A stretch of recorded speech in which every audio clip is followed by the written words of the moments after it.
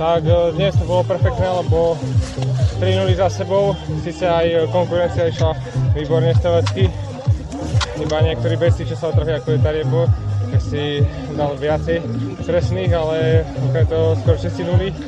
Škoda, že mi tá posledná neišla za nulu, bola to tesná určite rána hore, ale aj tak som spokojný, lebo som tam nestratil kontakt na to 6. miesto. Skôr som tak bojoval ešte s jedným Norom o to 5. 6. miesto, len troška mi ušiel v prechodoch, takže to som bol taký nespokojnejší, lebo som chcel byť 5. aspoň. Takže, ale spokojnosť veľká, lebo koľko to bolo 5-0 za sebou, je veľmi dobré na preteky svetového rangu. Pred majstrovstvami sveta to určite splnilo svoj účel, nie? Áno, pred majstrovstvami sveta som si tak uistil tú strelbu a samozrejme treba sa na to pripraviť, lebo už o týždeň začínajú, takže tam by to mohlo tiež podobne výsť.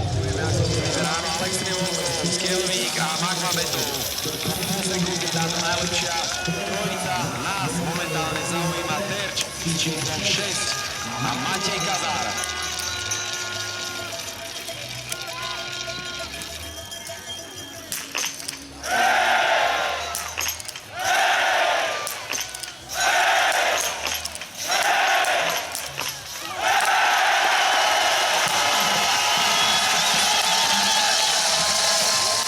Áno, z roka na rok sa zlepšujú organizátori, dávajú do toho všetko, aj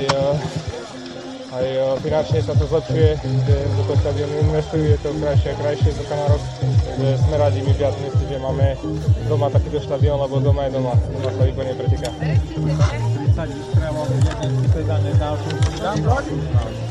Dávno takúto úspešnosť som nemal určite, tak som veľmi rád, že to vyšlo, lebo na tréningoch to išlo podobne ako tu, že väčšinou nuly. Som tam za tréning jedna jednotka, ale teraz to vyšlo na preteku, som rád, že som dokázal tak sa skoncentrovať, ale aj tí ľudia mi pomohli, lebo tu pred stranicou som sa výborne cítil, ma to nabilo, ako ma podbudzovali a dokázal som sa tak odreagovať potom na stranicu a bolo to dobré.